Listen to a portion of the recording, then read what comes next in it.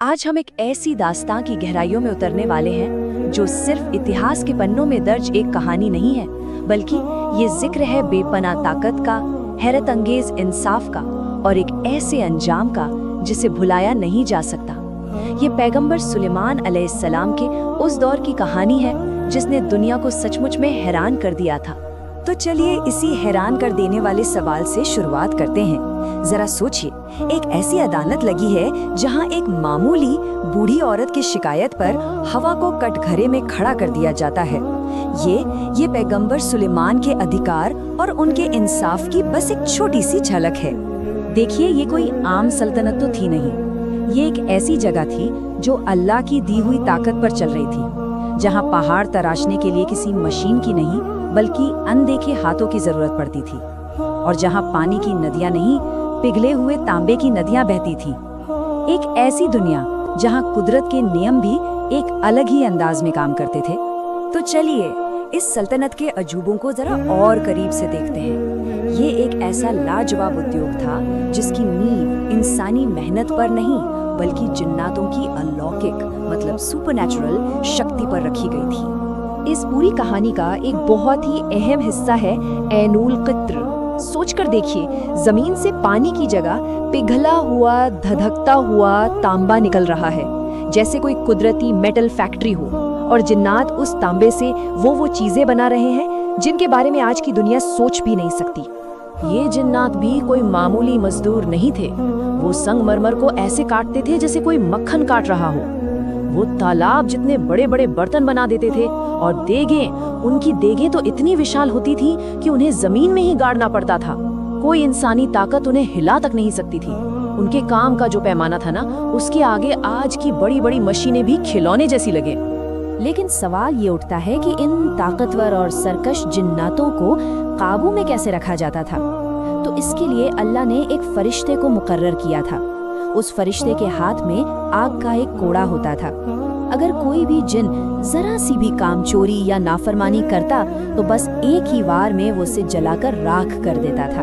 लेकिन इस जबरदस्त इंडस्ट्री का मकसद सिर्फ अपनी ताकत दिखाना नहीं था, नहीं, बल्कि ये एक ऐसी कल्याणकारी रियासत थी जहां कोई भी भूखा नहीं सोता था। अंदाजा लगाइए, उनकी एक एक देग इतनी बड़ी थी कि उसमें 2020 ऊंटों का गोश्त एक साथ पक सकता था। मतलब एक ही बार में पूरे शहर को और उनकी फौजों को खिलाने के लिए काफी था। तो ये तो हुई उनकी ताकत और उनके साम्राज्य की बात। लेकिन अब जरा इस बादशाह के जाहिरी ठाट बाट से हटकर उनके किरदार की गहराई को देखते हैं। सुलेमान अलैहिस्सलाम सिर्फ एक ताकतवर हुक्मरान नहीं थे, बल्कि एक बेहद इंसाफ पसंद और उससे भी ज्यादा विनम्र इंसान थे। यहाँ उनके किरदार के दो पहलू साफ नजर आते हैं। एक तरफ वो हवाओं और जिन्नातों के बादशाह हैं, और दूसरी तरफ वो जमीन पर गरीबों के बीच बैठकर कहते थे, एक मोहताज दूसरे मोहताज के पास बैठा है। मतलब सोचिए, इतनी बड़ी ताकत होने के बावजूद उनमें जरा सा भी गुरूर नहीं था। ये किस्सा तो उनके इंसाफ की सबसे बड़ी मिसाल है। हुआ यूं कि एक बूढ़ी औरत ने शिकायत की कि हवा ने उसका हाथ तोड़ दिया है, तो उन्होंने हवा को ही अदालत में बुला लिया। हवा ने अपनी सफाई में कहा कि वो तो अल्लाह के हुक्म से एक डूबते जहाज को बचाने जा रही थी।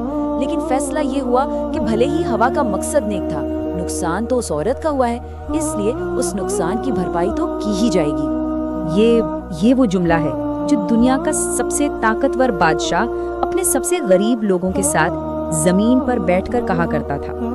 उनकी विनम्रता की शायद इससे गहरी कोई और मिसाल नहीं हो सकती। अच्छा, अब बात करते हैं उनके सफर की, जो जमीन पर नहीं बल्कि हवाओं में होता था। उनका उड़ने वाला तख्त वो सिर्फ एक सवारी नहीं था, बल्कि आसमान में चलता फिरता एक पूरा का पूरा शहर था। जी हाँ, कोई मामूली तख्त नहीं था ये। जरा सोच कर देखिए, 3 मील लंबा और 3 मील चौड़ा एक उड़ता हुआ शहर, जिस पर उनके महल बने थे, उनकी पूरी की पूरी फौज रहती थी, यहाँ तक कि चलते फिरते किचन भी मौजूद थे। और सबसे कमाल की बात, ऊपर परिंदों का एक बहुत बड़ा झुंड हमेशा साथ उड़ता था ताकि तख्त पर सूरज की धूप ना पड़े और हमेशा साया बना रहे। और ऐसे ही एक सफर के दौरान जब वो मदीना के ऊपर से गुजर रहे थे, तो उन्होंने अपने साथियों से कहा था कि ये वो पाक जमीन है जहां आखिरी जमाने के पैगंबर हजरत मोहम्मद सल्लल्लाहु अलैहि वसल्लम हिजरत करके आएंगे। لیکن جب ان کا تخت مکہ کے اوپر پہنچا تو وہاں کعبہ کو مورتیوں سے بتوں سے گھرا دیکھ کر ان کا دل بھاری ہو گیا۔ یہ تو وہ گھر تھا جو ایک اللہ کی عبادت کے لیے بنا تھا، لیکن لوگوں نے اسے جھوٹے دیوتاؤں سے بھر دیا تھا۔ تبھی انہیں ایک عجیب درد بھری آواز سنائی دی۔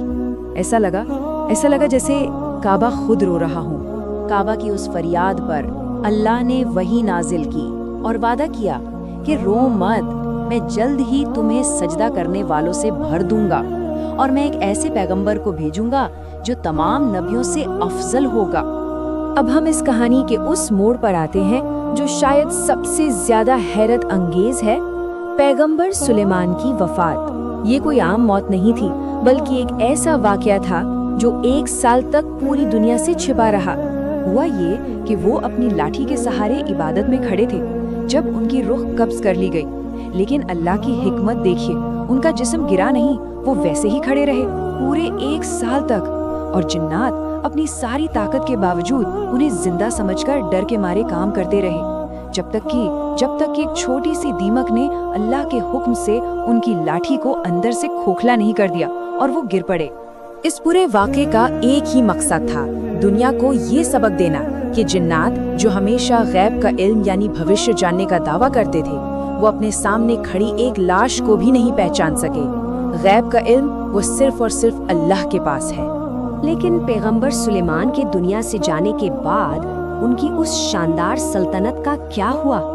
چلیے دیکھتے ہیں کہ ان کی وراثت کا انجام کیسا رہا۔ ان کے جاتے ہی سب کچھ بکھر گیا۔